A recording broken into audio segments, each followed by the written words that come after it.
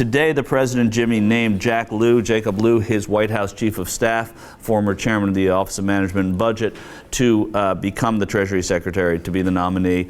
In all likelihood, Jack Lew will be confirmed by the Senate. There are some people that fell off to the side. What first take from you on this nomination? Well, my first take is why he will be confirmed is because he's a Wall Street insider, and he's going to do exactly what the people who are running the government want him to do, which the people who are running the government are people with the money.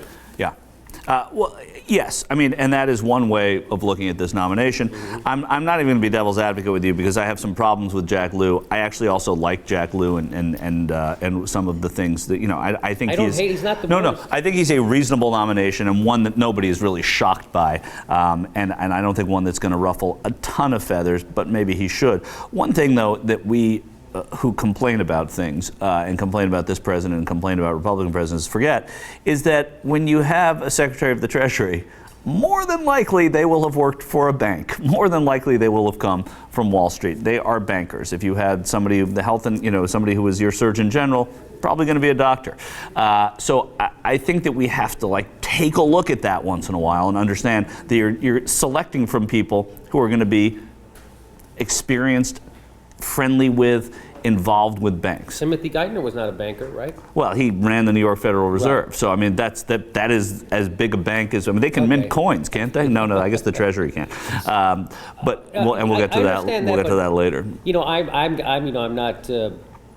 I don't have the information about all the past Treasury secretaries, but you're right. It's been usually people from the banking industry, and a lot of people said the difference between the Treasury Department in George Bush's administration and Barack Obama's administration was the difference between the Goldman Sachs 5th and 6th floor. Right. Yeah. So, and that's true. And what we should say too, and it's important to remember this, is that the banks themselves have changed over time, and the way the banks are governed has changed over time. So a generation of bankers that you're dealing with now is very different than when H.W. Bush was president. Very different. So the abuse of banking, you can say what you want about the rich, you can say what you want about taxes, but the abuse of banking has happened much more recently with the crop of people that we're dealing with right now. It's not exclusive, but it's a different group of people. The big problem with Jack Lew for me is that he was one of the guys that pushed through all the stuff that screwed up our economy. And then,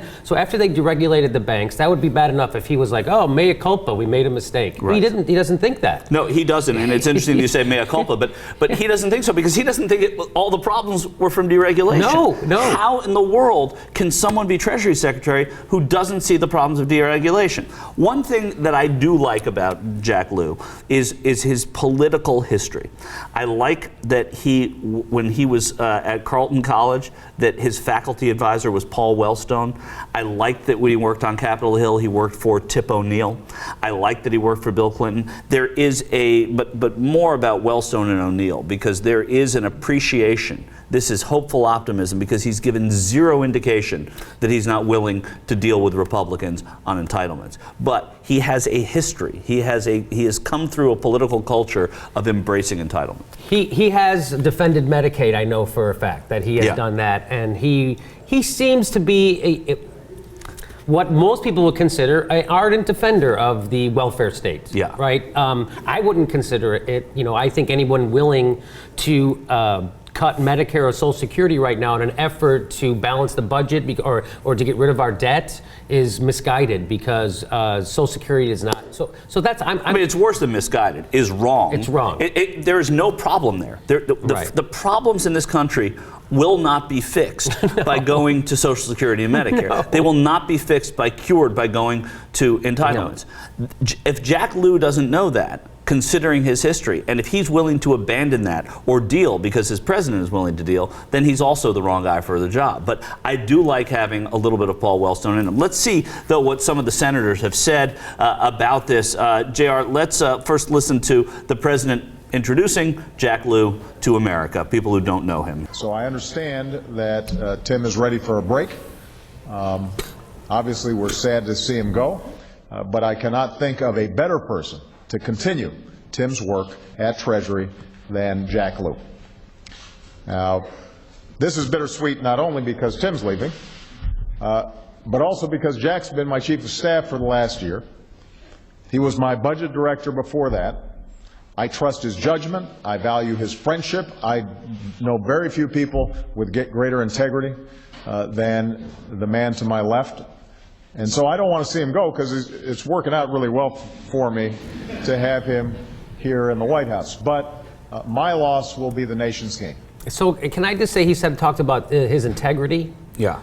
Now, I can only judge his actions, okay? So I'll just look at his actions. So he was part of the biggest deregulation in the banking industry, which led directly to the cratering of our economy, but enriching a handful of people enormously. For which he says had nothing to do with the cratering of that very same economy. So I mean, and he did not have, Jimmy, I just want to challenge you on one. He was not a direct hand. Constant. It's not like he oversaw the deregulation of but banks. he was the protege to Rob Rubin, right? Yeah. So Robert Rubin then deregulates. They change so Citigroup combines with Travelers. They create the biggest financial group in the world and the history it ever known. Yeah. They do it illegally. Rob Rubin then gets them to change the laws to make that legal, what they did retroactively. Yeah.